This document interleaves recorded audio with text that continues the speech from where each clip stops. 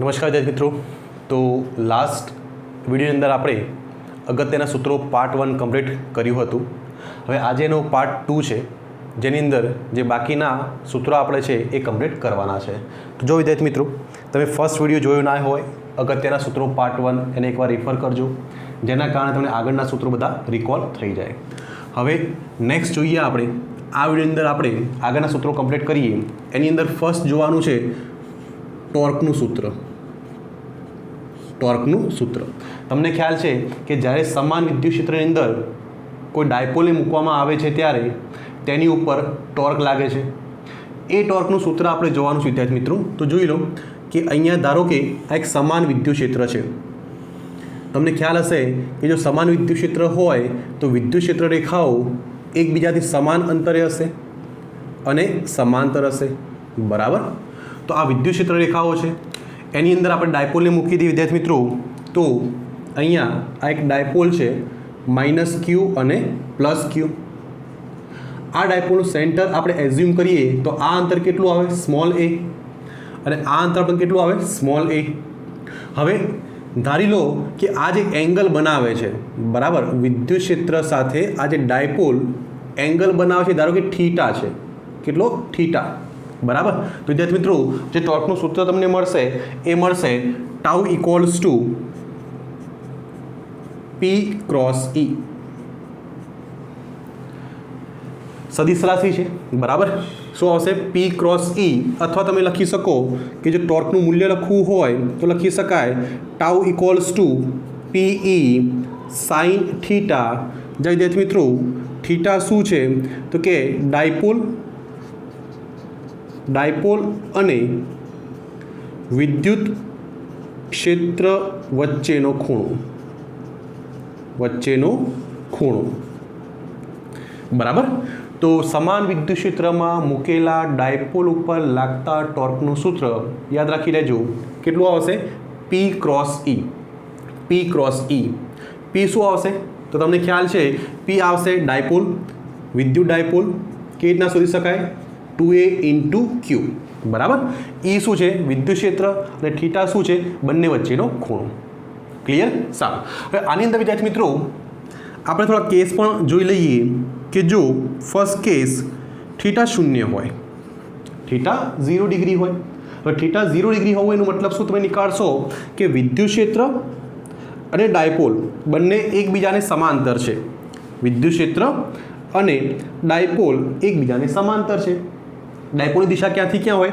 ઋણથી ધન, ઋણથી ધન. અને વિદ્યુત ક્ષેત્ર હંમેશા ક્યાં હોય? નેગેટિવથી પોઝિટિવ.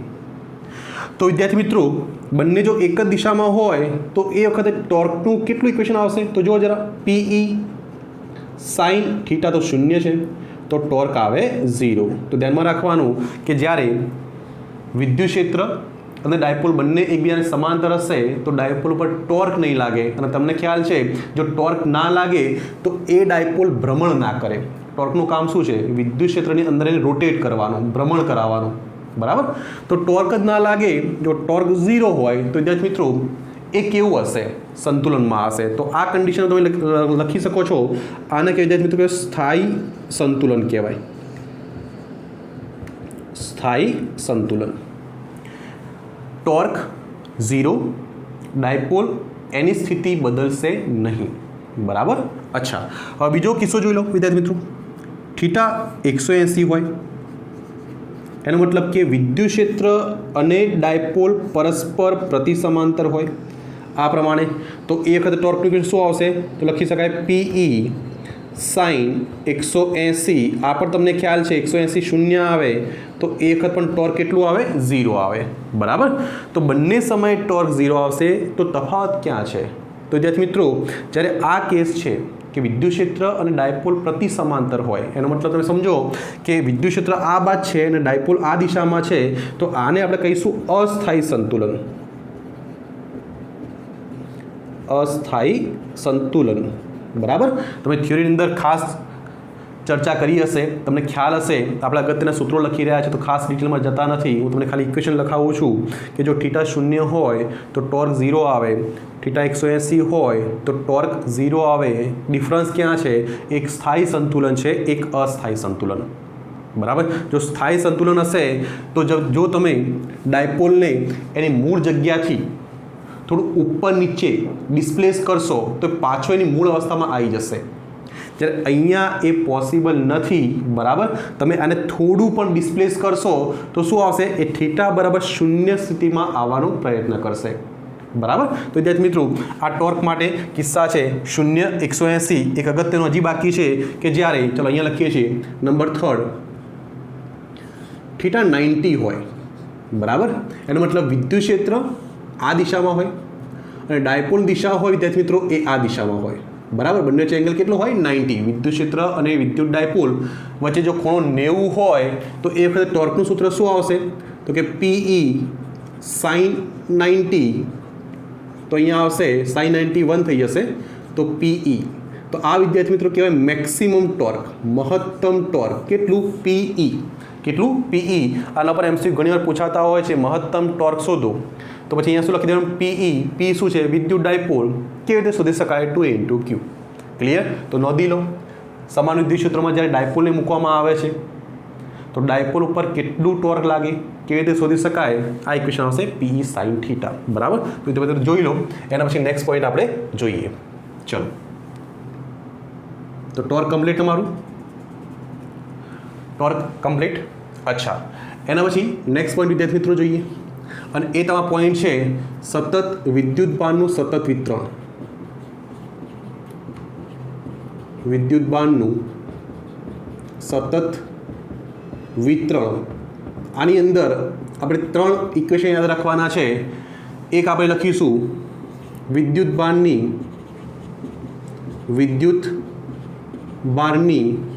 રેખીય ઘનતા. બરાબર. બીજું ઇક્વેશન આપણે જોવાનું વિદ્યાર્થી મિત્રો વિદ્યુતભારની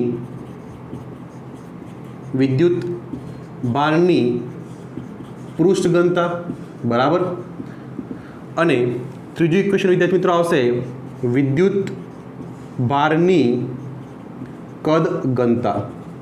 વિદ્યુતભારની કદ ઘનતા. બરાબર. હવે આને વિદ્યાર્થી મિત્રો લખાય લેમ્ડા, સિમ્બોલ છે Q/L. આને લખાય સિગ્મા Q/A. આને લખાય રો Q/V.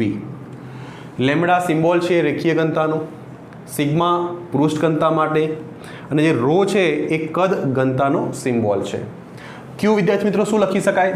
તો જે Q છે એટલે લખાય કુલ વિદ્યુતભાર. અહીંયા લખીશું કુલ વિદ્યુતભાર અને અહીંયા આવશે કુલ લંબાઈ. ટોટલ જે પણ લંબાઈ હોય એ આવશે કુલ લંબાઈ આવશે. એ પ્રમાણે વિદ્યાર્થી મિત્રો અહીંયા આવશે કુલ વિદ્યુતભાર, અહીંયા આવશે કુલ ક્ષેત્રફળ. બરાબર. આ 1D માટે યુઝ થાય, એક પરિમાણ માટે યુઝ થાય 1D માટે. અહીંયા આવશે 2 ડાયમેન્શન દ્વિપરિમાણ માટે અને અહીંયા આવશે વિદ્યાર્થી મિત્રો 3D માટે. એટલે કે જો ત્રિપરિમાણ હોય તો કદ ઘનતાનો ઉપયોગ થાય. બરાબર. તો 3 ઇક્વેશન યાદ રાખજો: રેખીય ઘનતા, પૃષ્ઠ ઘનતા, કદ ઘનતા. એકમ પણ જોઈ લઈએ સાથે સાથે. તો આનો એકમ આવશે કુલમ અને આ લંબાઈ છે તો કુલમ પર મીટર. આનો એકમ વિદ્યાર્થી મિત્રો આવશે કુલમ પર મીટર સ્ક્વેર અને અહીંયા વિદ્યાર્થી મિત્રો આવશે કુલમ પર મીટર ક્યુબ. બરાબર. તમે જે ઘનતા અત્યાર સુધી યુઝ કરો છો એ તમારે આવશે ρ = m/v. આને આપણે દળ ઘનતા કહીએ છીએ.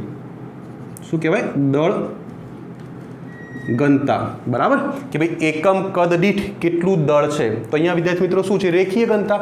ડેફિનેશન શું આવે? તો કે એકમ લંબાઈ દીઠ રહેલો કુલ વિદ્યુતભાર. બરાબર. એક એકમમાં કેટલો વિદ્યુતભાર છે એ તમને શું આપશે? એની રેખીય ઘનતા આપશે. બરાબર. એકમ લંબાઈ દીઠ મળતો કુલ વિદ્યુતભાર. અહીંયા જુઓ જરા, એકમ ક્ષેત્રફળ દીઠ મળતો કુલ વિદ્યુતભાર મળશે અને અહીંયા આવશે એકમ કદ દીઠ. બરાબર. તો અગત્યના સૂત્રો છે 3 ઘનતાના, જે તમે યાદ રાખજો. તો નોંધી લો વિદ્યાર્થી મિત્રો. એના પછી નેક્સ્ટ આપણે આગળ કન્ટિન્યુ કરીએ. તો નેક્સ્ટ જોઈએ વિદ્યાર્થી મિત્રો, હવે આપણે ફ્લક્સની વાત કરીએ. તો નેક્સ્ટ ફ્લક્સ. બરાબર. હવે ફ્લક્સની અંદર વિદ્યાર્થી મિત્રો 2 ઇક્વેશન છે. જ્યારે સમાન વિદ્યુત ક્ષેત્ર હોય ત્યારે ફ્લક્સ કેટલું આવે અને સેકન્ડ આવશે असमान विद्युत क्षेत्र होय त्यारे फ्लक्स अमने केटલું મળે? तो फर्स्ट આપણે વાત કરીએ કે જ્યારે સમાન વિદ્યુત ક્ષેત્ર હોય, સમાન વિદ્યુત ક્ષેત્ર હોય તો ફ્લક્સનું ઇક્વેશન આવશે વિદ્યાર્થી મિત્રો phi equals to E dot A, સદિશ E ડોટ સદિશ A એ શું છે વિદ્યાર્થી મિત્રો? ક્ષેત્રફળ. E શું છે? વિદ્યુત ક્ષેત્ર. ડોટને નિકાળ દો જરા તો ઇક્વેશન લખી શકાય phi equals to E A cos theta, જ્યાં થીટા શું છે વિદ્યાર્થી મિત્રો? તો થીટા એ વિદ્યુત ક્ષેત્ર અને ક્ષેત્રફળ સદિશ વચ્ચેનો ખૂણો છે, બરાબર? તો સમાન વિદ્યુત ક્ષેત્રમાં જ્યારે આપણે ફ્લક્સની વાત કરીએ તો ઇક્વેશન શું આવશે? phi equals to E dot A. ફ્લક્સની વ્યાખ્યા તમને ખ્યાલ હશે. ફ્લક્સ શું છે? તો કે જ્યારે પણ કોઈ થોડું કન્સેપ્ટ સમજી લો, કોઈ અહીંયા પૃષ્ઠ છે અને એ પૃષ્ઠને આપણે વિદ્યુત ક્ષેત્રની અંદર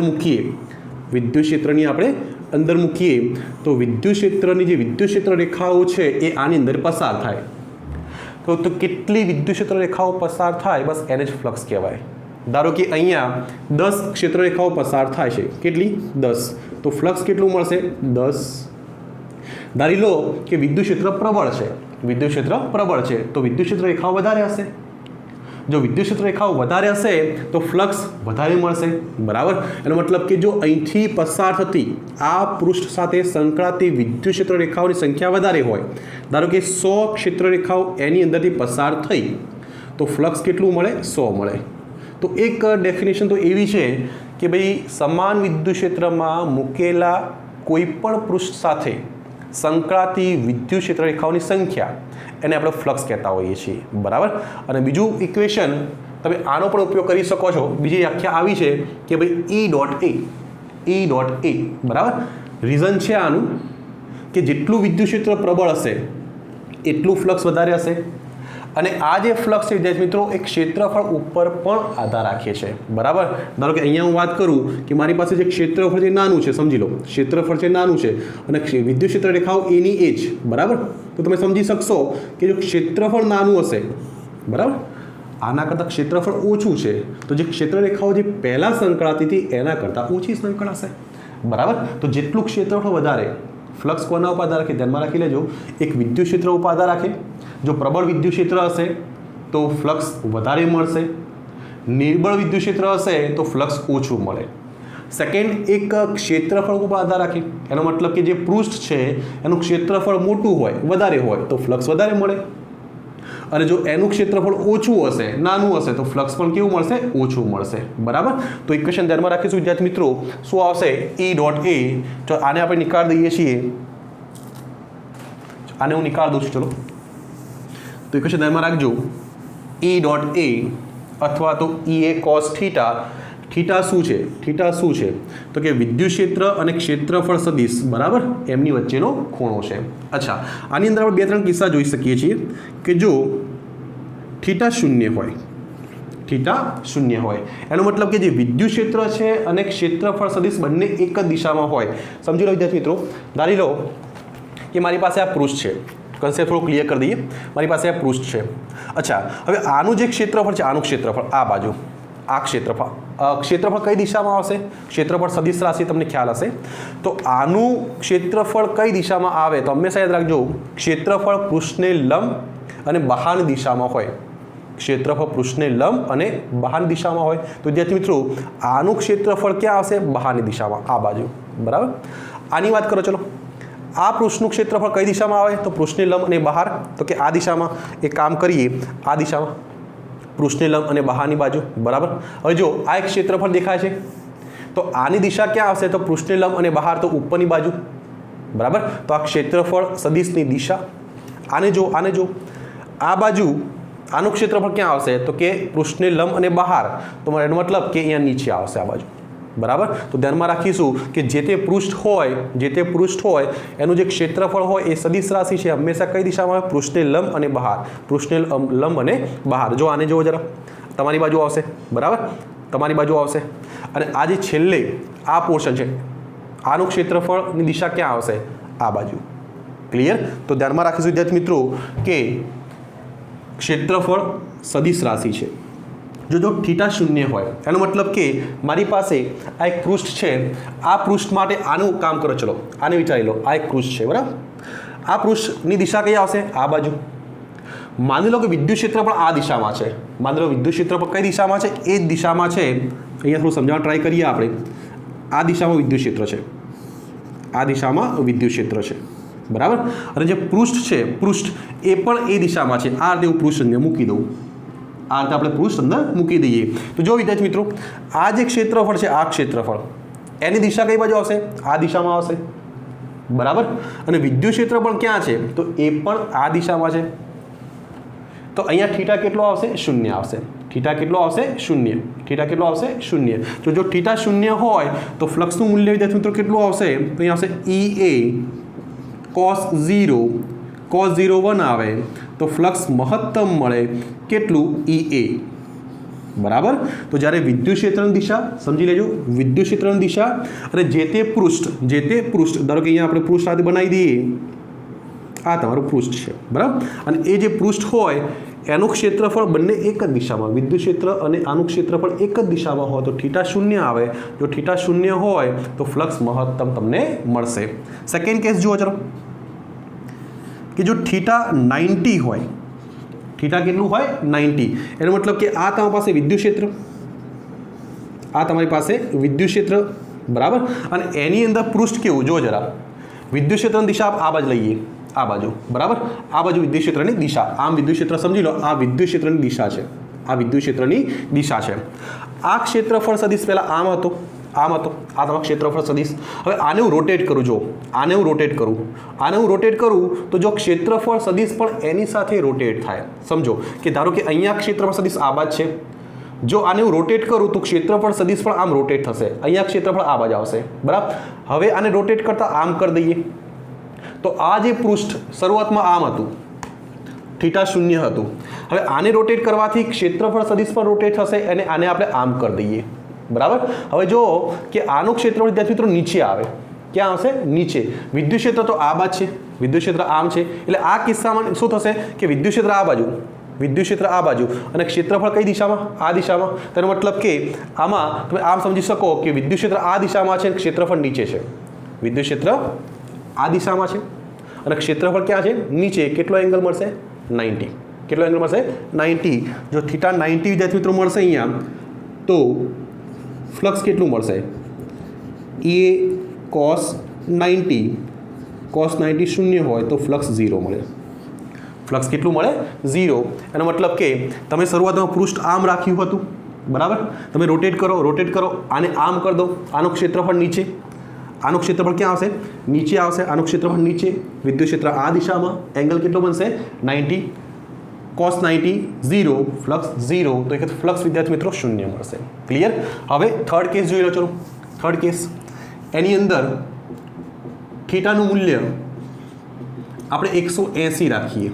180 એનો મતલબ કે જે પણ વિદ્યુત ક્ષેત્ર છે અને ક્ષેત્રફળ સદિશ બંને પરસ્પર વિરુદ્ધ દિશામાં છે તો ફ્લક્સ કેટલો મળે વિદ્યાર્થી મિત્રો? તો આવશે EA cos થીટા, એનું મૂલ્ય 180 છે તો ફ્લક્સ મળશે -EA. કેટલું મળશે? -EA મતલબ નેગેટિવ મળશે. ફરીથી સમજી જુઓ, શરૂઆતમાં ક્ષેત્રફળ આ દિશામાં, ક્ષેત્રફળ ક્યાં આવશે? આ દિશામાં. ક્ષેત્રફળ ક્યાં આવશે? આ દિશામાં. વિદ્યુત ક્ષેત્રફળ એ દિશામાં. થીટા કેટલો આવશે? 0. ફ્લક્સ કેટલું મળ્યું? મહત્તમ. સેકન્ડ કેસમાં તમે રોટેટ કરો. ચલો રોટેટ કરતાં તમે આને અહીંયા લઈ આવ્યા, ક્ષેત્રફળ નીચે, વિદ્યુત ક્ષેત્ર આ દિશામાં, ફ્લક્સ કેટલું મળશે? 0, કારણ કે એંગલ 90 આવે છે. આ કિસ્સો ફરથી જુઓ, થીટા શૂન્ય, રોટેટ કરો. ચલો થીટા 90 અને પાછું લાવો હવે આ બાજુ, હજી રોટેટ આમ બરાબર. તો વિદ્યુત ક્ષેત્રની દિશા ચેન્જ નથી કરી, વિદ્યુત ક્ષેત્ર આ બાજુ જ છે.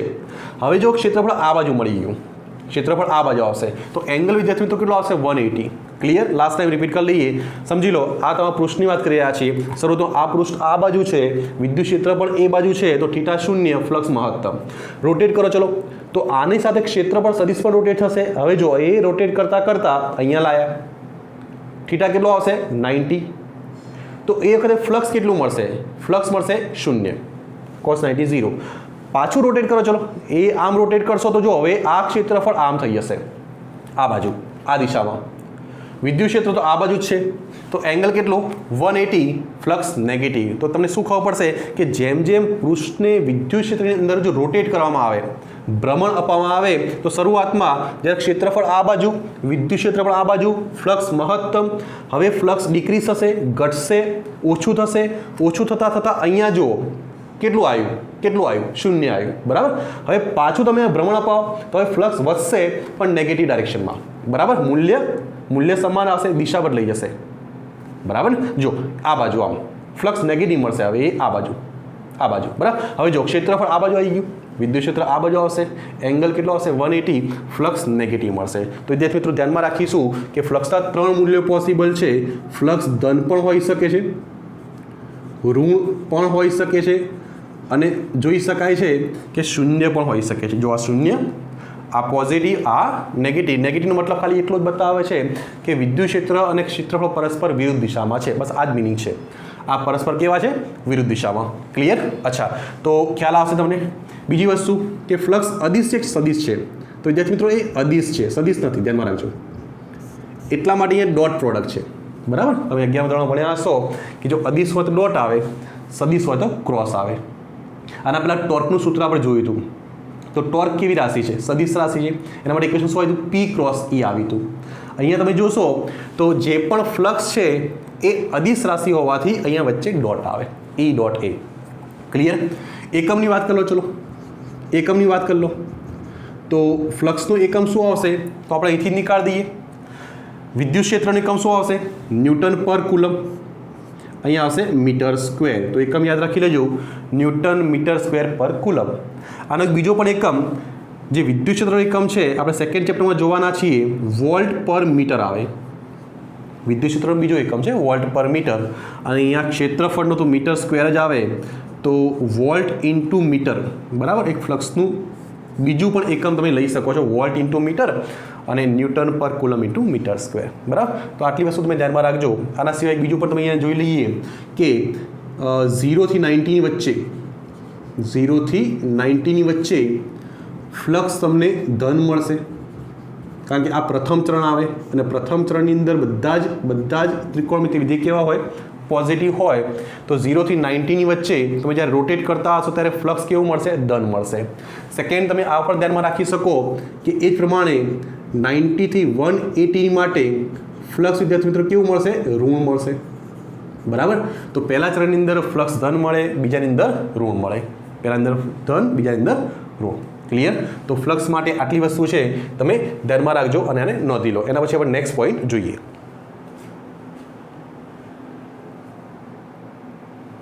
તો નેક્સ્ટ જો વિદ્યાર્થી મિત્રો, જે ફ્લક્સની આપણે ચર્ચા કરી એ સમાન વિદ્યુત ક્ષેત્ર માટે હતી, પણ જો અસમાન વિદ્યુત ક્ષેત્ર હોય, અસમાન વિદ્યુત ક્ષેત્ર હોય તો ફ્લક્સ કેવી રીતે શોધી શકાય? તો એના માટે ઇક્વેશન આવશે phi ઇક્વલ્સ ટુ ઇન્ટિગ્રેશન, એટલે સંકલન આપણે કરવાનું છે E ડોટ dA નું, બરાબર. તમે આને આ રીતે પણ લખી શકશો કે સંકલન E dA ડોટને રિમૂવ કરો તો cos થીટા, બરાબર. તો વિદ્યાર્થી મિત્રો આ ઇક્વેશન જે મોટા આપણે યુઝ કરીશું, E ડોટ dA ક્યારે? અસમાન વિદ્યુત ક્ષેત્ર હોય ત્યારે. તો આ પણ આપણે ઇક્વેશન ધ્યાનમાં રાખીશું. તો આ વિડીયોની અંદર આપણે વિદ્યાર્થી મિત્રો આટલે સુધી હવે રાખીએ, બરાબર.